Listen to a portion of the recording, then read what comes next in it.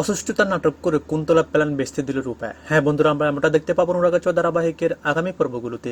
দীপা সূর্য সহ সবাই মিলে হসপিটালে চলে যায় এবং শোনার জন্য অপেক্ষা করে, ডক্টরের সাথে কথা বলে সব ব্যবস্থা করে ফেলে এবং ডক্টর সোনা প্রেগনেন্সি টেস্ট করার জন্য সব ব্যবস্থা করে শোনার জন্য অপেক্ষা করে। অপরদিকে রূপা কৃষ্ণকে বলে, কৃষ্ণ নাটক শুরু করা যাক। এবার এই বলে রূপা অসুস্থতা নাটক করে আর কৃষ্ণ রূপাকে নিয়ে নিচে চলে যায় আর সোনাকে ডাক দেয়। বিমল বাবুকে বলে সে আমাকে রূপাকে নিয়ে এখন হসপিটালে যেতে হবে, কিন্তু বিমল বাবু নিজের সাথে যেতে চায় না। তবে কৃষ্ণ বলে, বাবা তোমাকে যেতেও হবে না, শোনা যাক আমাদের সাথে। সোনার তো মেয়ে, সেটাই ভালো হবে। সোনার অবাক হয়ে যায়, কিন্তু সোনার রূপার কথা ভেবেই হসপিটালে যাওয়ার জন্য বেরিয়ে পড়ে।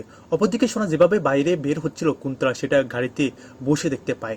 এবার ওরা কোথায় যাচ্ছিল, কি করার চেষ্টা করছে, কুন্তলার রুড়ি ওদের পিছু পিছু নিয়ে দেখার চেষ্টা করে।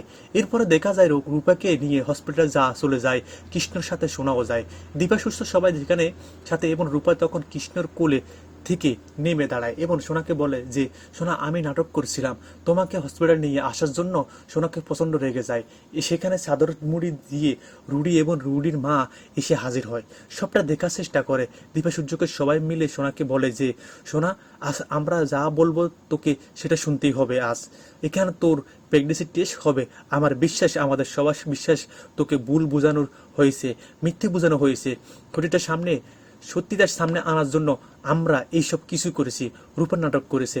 সোনার খুব রেগে যায় এবং কিছুতেই প্রেগনেন্সি টেস্ট করতে চায় না। কিন্তু সূর্য সোনাকে বলে, সোনা মা তুই ছোটবেলা যা যা বলেছিস আমি তোর সব কথা শুনেছি, তুই যেমনটা বলেছিস তোকে নিয়ে সেটাই যেতে বলেছি, ভেবেছি কিছু ছাড়তে বলেছিস, সব করেছি। আজ বাবা বাবা একটা কথা শোনো, আজ তোকে প্রেগনেন্সি টেস্ট করতেই হবে।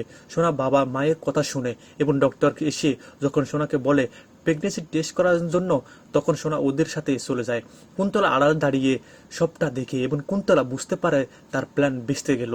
কুন্তলা বাইরে বেরিয়ে আসে, প্রচণ্ড রেগে গিয়ে রুডিকে বলে, রুডি আমাকে আবার নতুন করে গুটি সাজাতে হবে, আমার সব প্ল্যান বেঁচতে গেল সব।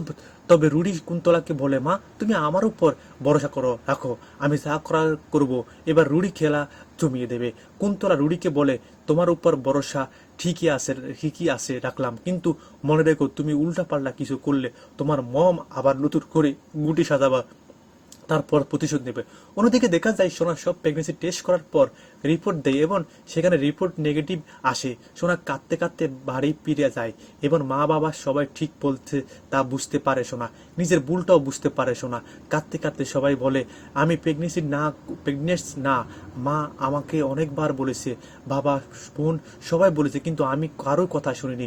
আজ আমি বুঝতে পারছি যে ওরা কত বড় শয়তান। তবে রুডি সেখানে আগে থেকে চলে আসে এবং রুডি নাটক করে বলে যে, সোনা সোনা আমি তোমাকে সত্যিটা বলবো, আসলে আমি কুমারের নাতি, দাদু আমাকে ব্যবহার করেছে, তাই আমি তোমাকে এই যে ডিভোর্স পেপার সাইন করে দিয়েছি, তোমাকে ডিভোর্স দিয়ে দিয়েছি, আর একই সাথে আমি বিষ খেয়েছি, আমি আর তোমার জীবনে থাকবো না। সোনা মাটিতে লুটিয়ে পড়ে। ওই রুডি এবং রুডিকে নিয়ে হসপিটালে চলে যায় সবাই মিলে। সোনা রুডির বলে কাঁদতে থাকে। বন্ধুরা তোমরা এমনটা চাও তো যে রুডির এই নাটক যেন ধরা পড়ে? কমেন্ট করে জানাতে বলো না।